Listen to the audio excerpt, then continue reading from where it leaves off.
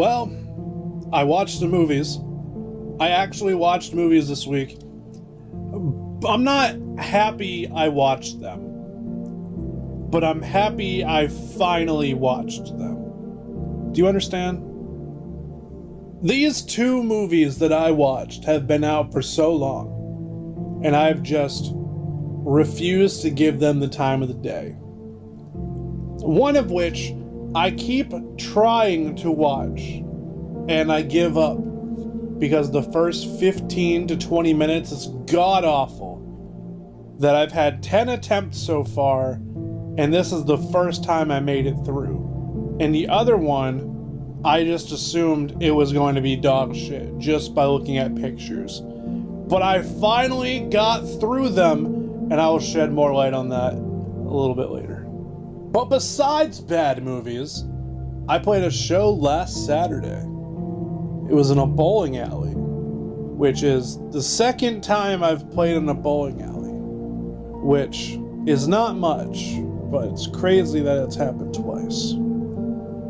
And that show was fun, and my old man attitude was definitely showing, as there was like 9, almost 10 people, I think, probably 9, but it looks like a lot more, were on the show.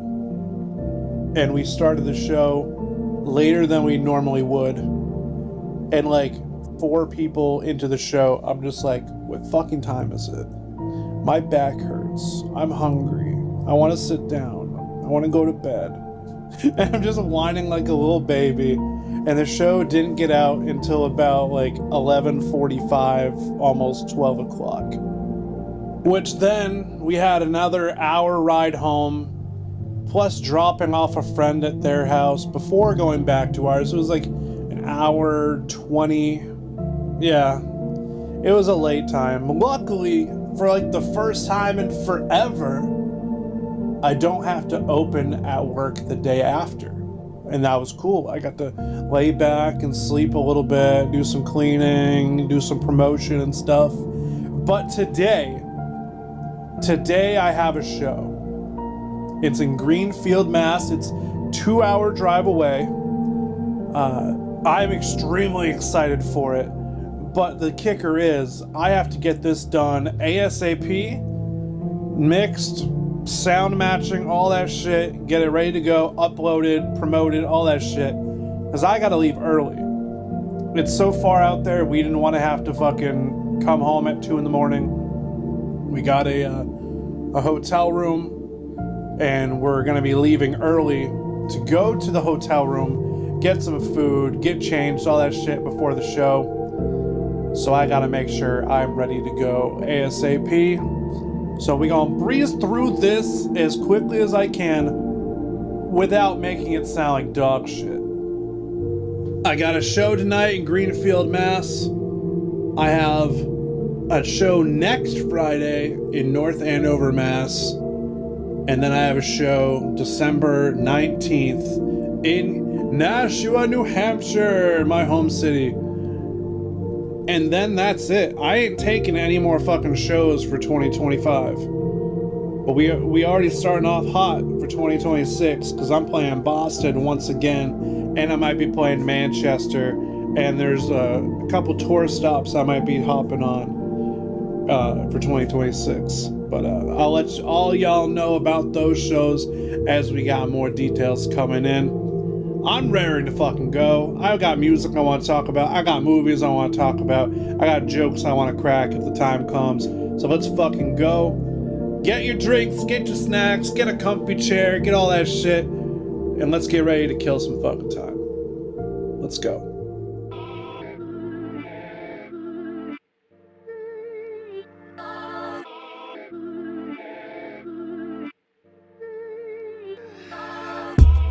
What you doing, son? Nothing. Just chilling. Killing. True. Okay, I will eat your asshole. So as I have stated in the last episode, and I think one other episode since the relaunch, my favorite movie of all time is The Never Ending Story. the way that they crafted this whole fantasy world with puppetry and costumes and set design and no computer generation, none of that shit, everything practical effects, is just mesmerizing. So when I heard that there was a second one and I heard nothing about it, I wanted to watch it. But every single time I attempt to watch it, I'm thrown off immediately. 15 minutes into the movie, you get just recasts like a motherfucker. And not good recasts. You get new characters that are so poorly designed and made. And you just get really bad green screen work. So by the time we hit almost 20 minutes, the exact same time, every single time, I have to turn it off. I can't keep going. I'm like, if there's no way it gets better from this. This is already so bad. The rest of the movie has to suck. Well, I was a brave boy. And the other day when I had nothing to do, I sat down and I watched the sequel to The Neverending Story in its entirety. And not just the sequel to the sequel. I watched The Neverending Story 2 and The Neverending Story 3. And they are nowhere near as magical as the first one. But I will say right here, right now, if they had the casting similar to the first one, or at least the set design and editing of the first one, I would say I would like the second one more. The story itself is so good and so well done. The actors aren't terrible, but the recasting and the editing is dog shit. It is dog shit in a diaper. Wrap the diaper in tortilla, make a burrito, feed that burrito to some fat dude, and have him shit out that shit burrito. That's how bad it is. This movie had the potential to be incredible, but every single decision that they made for this movie ended up being the wrong fucking decision. And I get the reason for recasting. They did it way too late, and the people who were in the movie that are supposed to say youthful forever have now grown up. At that point, I would say don't fucking make the movie. But they did. And they got people who looked nothing like the actors and characters that they were portrayed. So even a recasting seems fucking weird. Maybe a recasting of the people in Fantasia makes a little more sense, because, you know, they're not real. It all depends on your imagination. If you imagine them to look a different way, or you're not imagining hard enough, maybe they might look a little different. But for Bastian's dad, the guy in the bookstore, Falcor, Atreyu, Rockbiter, and I think there's one other person that I saw from the original movie, and all of them are vastly different, both sound-wise and look-wise. And don't even get me fucking started on that third one. The third one is like you take how bad this movie is, the second one, and you see that guy who just ate that shit burrito, and you set him on fire. And then you just wait for him to die, and you poop on him again. That's how bad that third one is. The only thing that is redeemable about the third one is just Jack Black is hilarious. Even as a prick bully, he is hilarious. Besides that, that movie can go to hell. I took so long to watch the second one. I made it through and I was like, okay, not nearly as bad as I thought it was going to be. Just the first part sucked. And then they lead you in with the third one, the first 15-20 minutes, not terrible, but not good. And then immediately nosedive into the depths of fucking hell. This is like 5 times worse than the second one was. And the second one was like at least 3 or 4 times worse than the first one. I will say this here right now. You might be able to get through the second one without cringing and without hating everything. There is no way you're making it to the half-hour point of the third one without hating most things of this movie. Do not watch it. Saying as somebody who did not want to watch this, but already made it through the second one, and it was really early in the day, I could totally do another movie. Don't fucking do it. I'm not gonna break it down. Just heed my warning and stand clear. Do not watch the third one. Second one, sure. You might not like it, but it's not terrible. Third one, fuck you. Part of me should have known, though. Like, part of me should have known, just don't do it. The time frame, the kind of movie this is, there's no way it's going to be good. You know, things in the 90s and the early 2000s that are in the realm of fantasy that are not Harry Potter, Lord of the Rings, or Star Wars, almost definitely gonna be fucking ass. Like what? Like Lion, Witch, and the Wardrobe type shit? Like, there's no way that a Neverending Story movie that came out in like fucking 90s was ever going to be good. But you know, I held out hope, I went in optimistically, and this is what I get for being optimistic. I wish they would pull the trigger though. They would pull the trigger on the Neverending Story remake that I keep hearing rumored, but it doesn't get confirmed. It's just like fan casting and shit. I wish they would pull the trigger on that. Because nowadays, with practical effects, makeup, camera work, CGI, all that shit, the effects we can do, the tips and tricks and sets and shit we can build, I believe a Neverending Story movie, maybe even combine the first two movies together and just make like a fucking 3-hour, 4-hour movie, I'd be all about it. I feel like that would really redeem the series. The proper thing, like I believe Morla would look really cool, Falcor would look great, Rockbiter would look cool. There's so many actors right now that could play a really good Atreyu, so many actors that could play a really good Bastion. Like, even if you chose big names, like you would have a really good time doing that nowadays. Unlike those dog shit sequels. Because some reboots work. And all that matters is what kind of movie and when they come out and who directs and who produces. You can make chicken shit into chicken salad sometimes. Some movies do not need to get touched. Some movies had some redeemable qualities and need to be rebooted as to save any sort of integrity that film ever had. Which kind of brings me into my question this week. What is a movie that you feel really needs and deserves a reboot?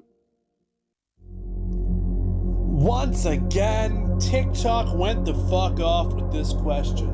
I asked, what is a horror movie that you think deserves a reboot?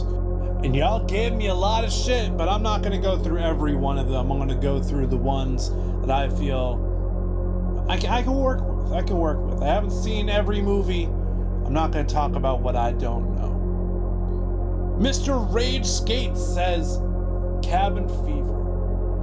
And honestly, I didn't know how long ago it came out. It didn't seem like that long ago. But I looked it up and it was 2002. And I think anything older than 20 years is fair game for a reboot. I wouldn't be mad at it. There's so many fucking cabin in the woods, cabin fever, kind of cabin movies out there. I feel like it has its own little group, its own little fandom for that kind of thing. So it could work. It could work. A Space Oddity on TikTok says Wishmaster.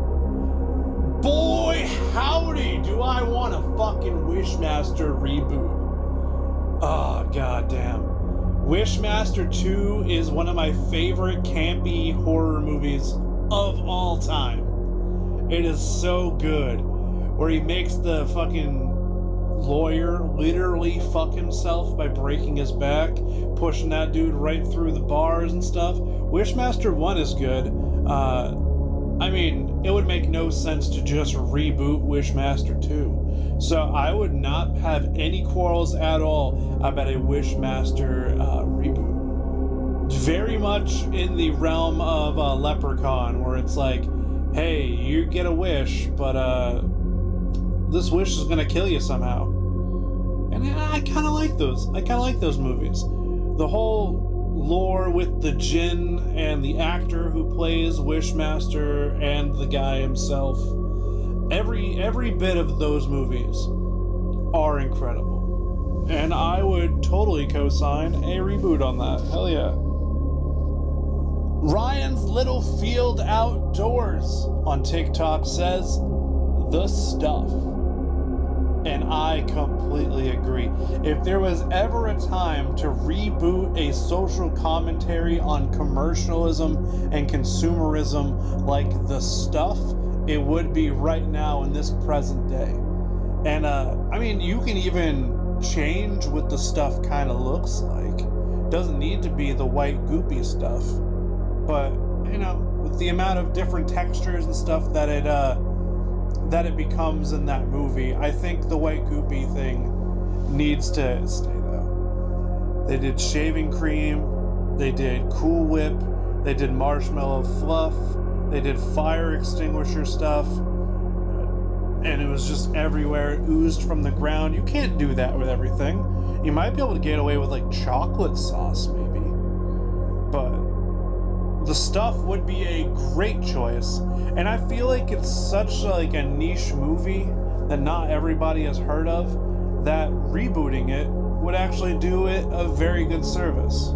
It is very needed. Great choice. B. Loam on TikTok says Chud. Now I love Chud. I do.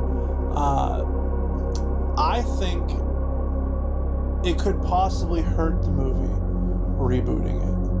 I love it to bits, but they did everything so well, and it's such a great like thing of its time that I believe it shouldn't be remade. But if they do, I do think it could still work out, because there are talks about like civilizations and cities and stuff underground because of like the rent problem and the housing crisis and shit. So that part would still make a lot of sense. Pollution is still a big deal. That would make a lot of sense. I just feel like the monster design would kind of fall off. I feel like the monster design, they would go too far into CGI and just ruin it. Or they would somehow try to do what they do with every sort of monster nowadays, and they would just try to make it sexy. Like Guillermo del Toro's Frankenstein. They would just try to give it abs and just like a chiseled jawline and just be like, you want to fuck Frankenstein. It would be like, you want to fuck the cannibalistic humanoid underground dweller, wouldn't you? And I would just hate it immediately. It could work, but I don't think it should. And then SJ on TikTok, this has to be a rip. This can't be a legitimate take. He says, Him. H-I-M. That new movie that came out less than a month ago, it needs to be rebooted. I don't know if you're listening to this, probably not, because only like 3 people do. But are you just implying that the movie's not good? And they need to redo it? Because there's no way you are thinking that it needs to happen again. The same movie needs to happen again. I don't know what you're taking about this, but I'm assuming you just mean like you didn't like it and it needs to be redone. Because that's a wild take. It didn't even come out a month ago. What the fuck? And lastly, Jaden from Instagram says, pretty much any of the Freddy movies. And I'm like, what would work?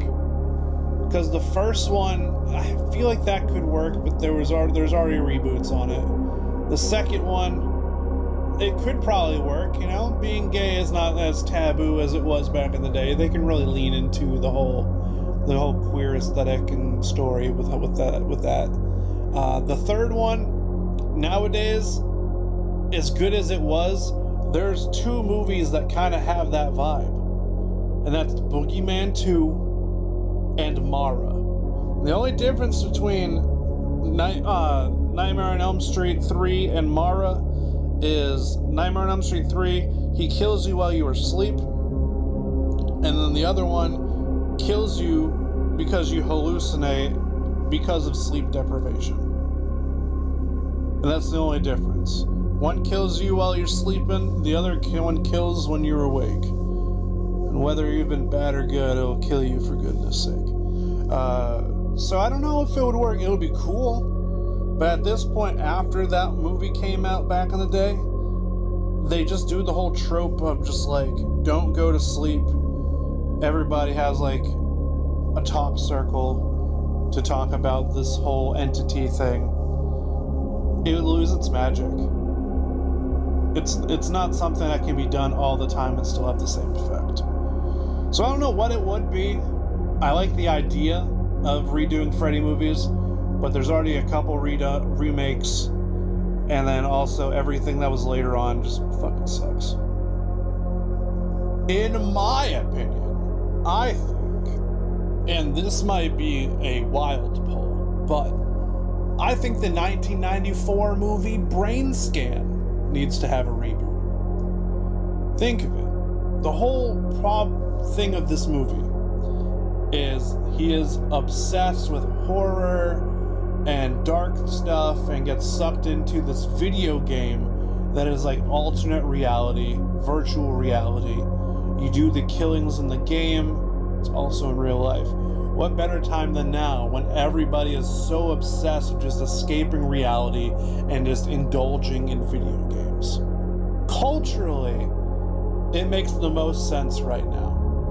And with the special effects and talented people with editing and stuff, I believe you can do some really cool kills, really good gore, show a bunch of shit. And also, if any way of getting the story back out there, but redesigning Trickster, because Trickster had a terrible design, I think would make this even better. This reboot could save everything that I hated about the franchise. Well, about the movie. There's only one movie. But you make the story stay the same, update the actors, update the gore, redesign Trickster, and you've got fucking millions of dollars. Especially just like have it partner with like certain video game people, have them just review the movie on Letterboxd or on their podcasts and stuff. Use the video game community to promote this movie. I think would be the best idea. Hollywood, I'm coming to you. I need a Brain Scan reboot ASAP. Will it happen? Probably not. Do I want it to happen? Yes. Does it deserve to happen? Also probably not. But you know what? I'm gonna beg and plead and cry and scream and piss and shit and cum until it happens. So I can only piss, shit, and cum in these pants enough before things go bad. So Hollywood, the clock is ticking. You need to make a move.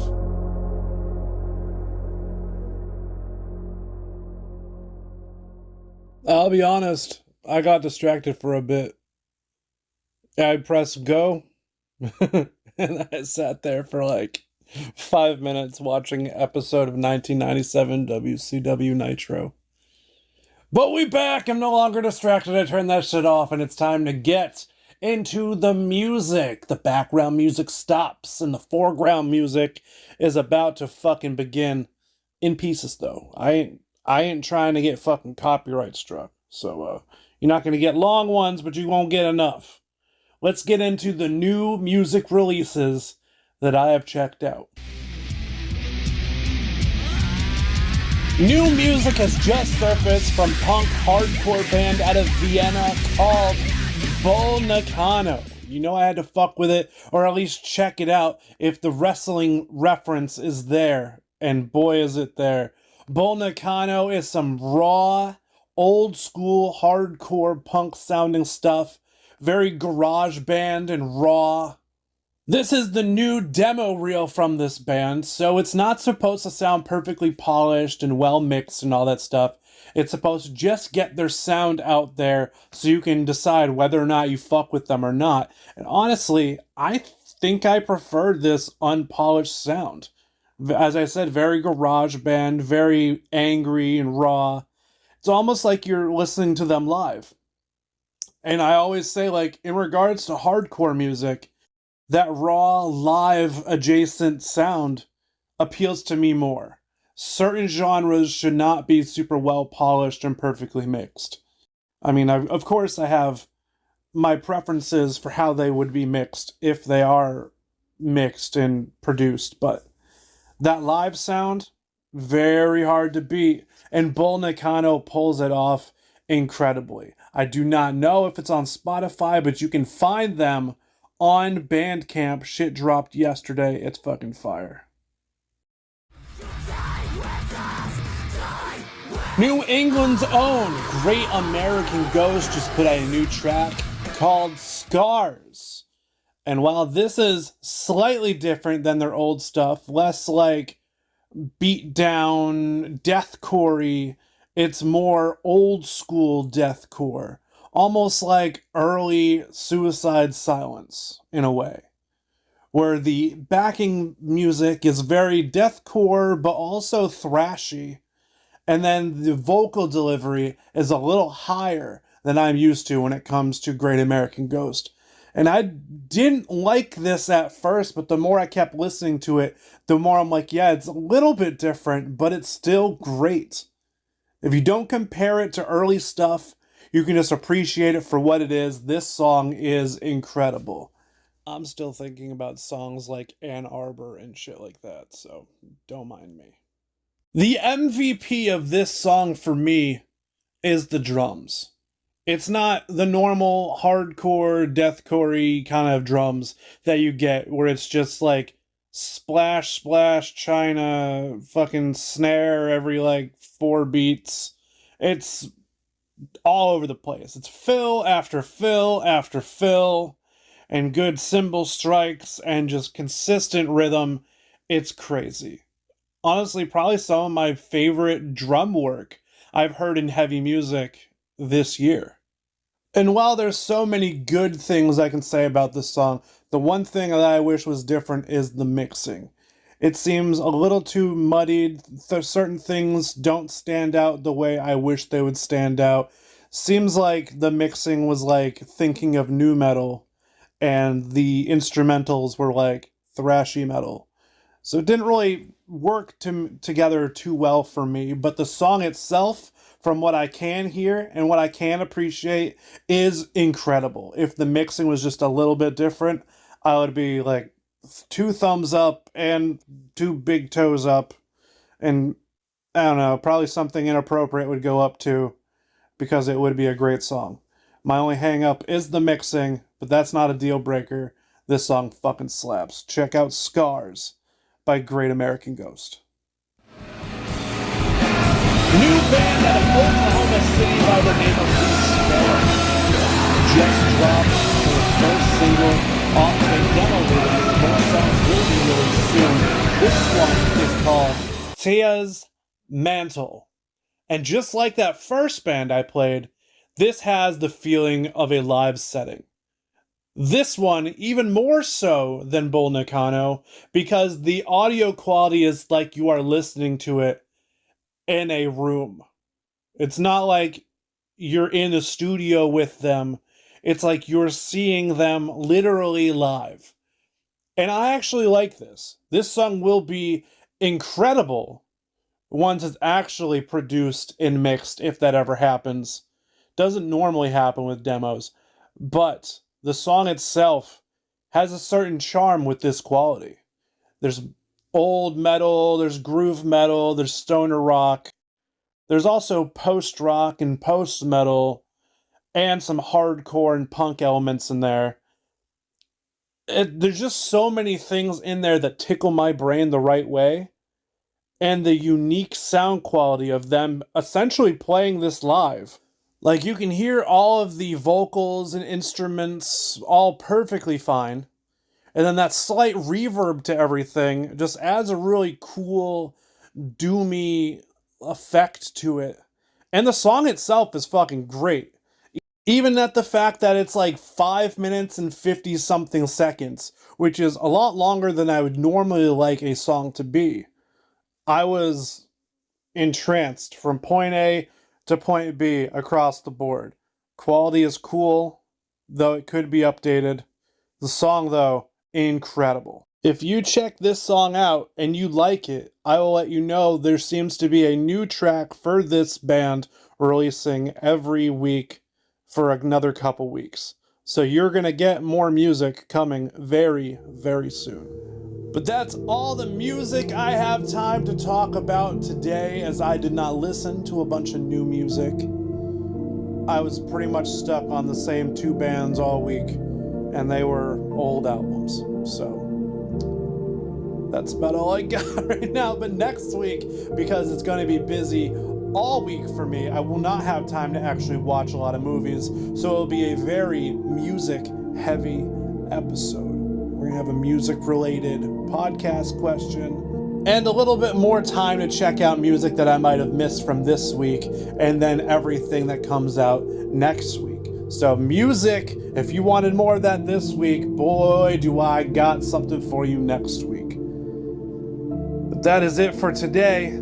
I have to play a show today, so I gotta start getting ready and packing up. I'm also playing a show at Rolf's Bar and Tavern next week, Friday, November 21st, with all of my homies. It is a free show in North Andover, Massachusetts, so if you are free Friday, November 21st, get your ass out there. You don't have to pay admission, but you should buy a drink, because it is a great establishment. And the details for December 19th have rolled out, and it will be me, Kill Murray, along with Lil Hart, Kava, J-Vibe, Pens and Pencils, and Dante the Rascal at The Spot at 217 Main Street in Nashua, New Hampshire. It is all ages. We got hip-hop, we'll have karaoke, and you will have a great fucking time. So that's all I gotta say. Good night, everybody. Have a good one. I gotta go pack.